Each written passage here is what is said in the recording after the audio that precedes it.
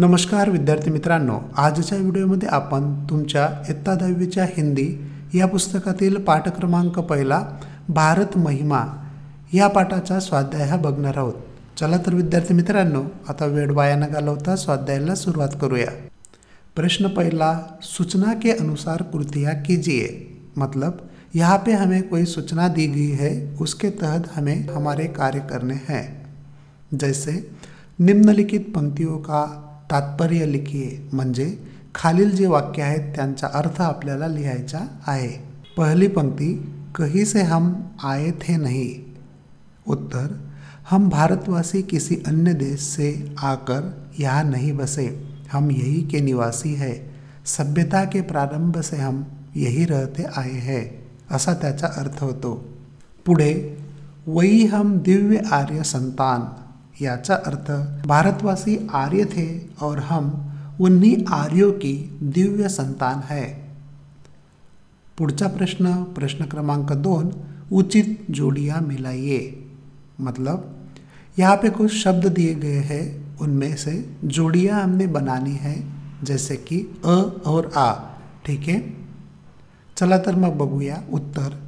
अ मध्ये संचय, आ मध्ये दान, तर सत्यसाठी वचन, अतिथीसाठी देव आणि रत्नसाठी तेज, अशा प्रकारे जोड्या ह्या तुम्हाला लिहायच्या आहेत।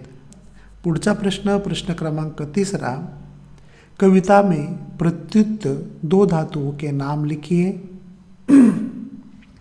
तर उत्तरमध्ये ते 2 धातू येतात मित्रांनो, लोहा और स्वर्ण। पुढे बघूया, भारतीय संस्कृती की 2 विशेषताएं बताइए। तर भारतीय संस्कृतीची 2 विशेषता आपण सांगू शकतो, दानशीलता तसेच अतिथी सत्कार। ठीक है, प्रश्न, प्रश्न क्रमांक 4, प्रस्तुत कविता की अपनी पसंदीदा किन्हीं 2 पंक्तियों का भावार्थ लिखिए। म्हणजे काय तर पूर्ण कवितामधून कोणत्याही 2 लाईनी घेऊन त्यांचा अर्थ आपल्याला लिहायचा आहे। चला तर मग लिहूया। उत्तरमध्ये, विजय केवल लोहे की नहीं, धर्म की रही धरा पर धूम, भिक्षु होकर रहते सम्राट, दया दिखलाते घर घर घूम।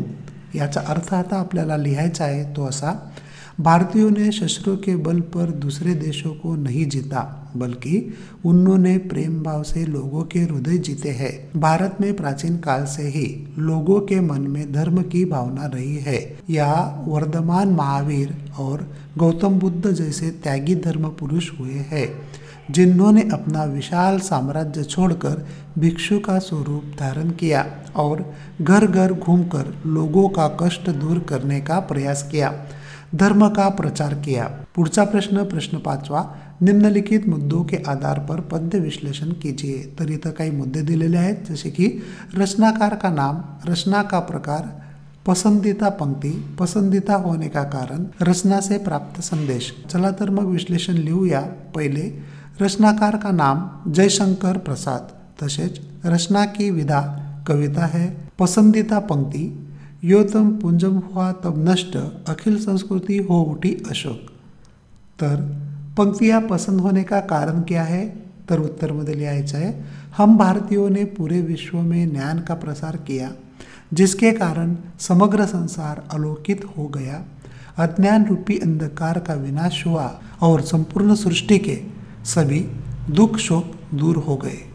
रचना से प्राप्त संदेश या प्रेरणा, हमें सदैव अपने देश और इसकी संस्कृति पर गर्व करना चाहिए। जब भी आवश्यकता पड़े देश के लिए अपना सर्वस्व न्यौछावर कर देने के लिए तत्पर रहना चाहिए। अशा प्रकारे विद्यार्थी मित्रांनो, आपण इथं हा स्वाध्याय पूर्ण केलेला आहे। आशा करतो तुम्हाला हा स्वाध्याय फायदेशीर ठरेल। विद्यार्थी मित्रांनो, तुम्हाला जर स्वाध्याय आवडला असेल तर नक्कीच लाईक करत जा आणि तुमच्या मित्रांबरोबर देखील जास्तीत जास्त शेअर करत जा, आणि अजून कशा चांगल्या प्रकारे तुमच्यासाठी मी कार्य करू शकतो ते तुम्ही कॉमेंट्समध्ये मला नक्की कळवा। चला तर मग भेटूया पुढच्या स्वाध्यायामध्ये। तोपर्यंत जय हिंद, जय महाराष्ट्र।